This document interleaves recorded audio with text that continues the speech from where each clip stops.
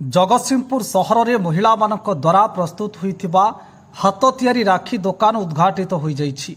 उर्मास पक्षर जगतसिंहपुर पौर परिषद कार्यालय सम्मुखें यह राखी स्टल को जिलापाल जे सोनाल फिता काटी उद्घाटन करते। स्टल में महिला मानक द्वारा तैयारी करा जाइथिबा राखी गुड़िक मध्य टेराकोटा, गोल्डन ग्रास, बाउंस, झोट, पामलिफ और कांच आदि प्रस्तुत हाथ तियारी राखी सहित विभिन्न प्रकार मनोलोभा राखी स्टल रे महिला मानक द्वारा विक्रय करा जाउछि।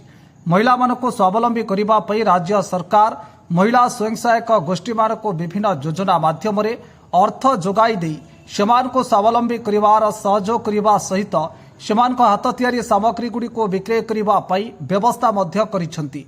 महिला मानक हाथ तियारी नियारा राखी गुडी को जनसाधारण किनिबा पई जिला प्रशासन पक्षरु अनुरोध करा जाइछि। महिला मानक द्वारा तैयारी करा जाइथिबा एई नियारा राखी गुडीक विक्रय पई जिला प्रशासन पक्षरु व्यवस्था करा जाइथिबारु महिला माने खुशी व्यक्त करिसंती। तेबे एई नियारा राखी स्टल अगस्त 20 तारिख पर्यंत चालू रहिबो। चलित वर्ष राखी व्यवसाय भल हेबो बोली महिला माने आशा रखिछन्ति।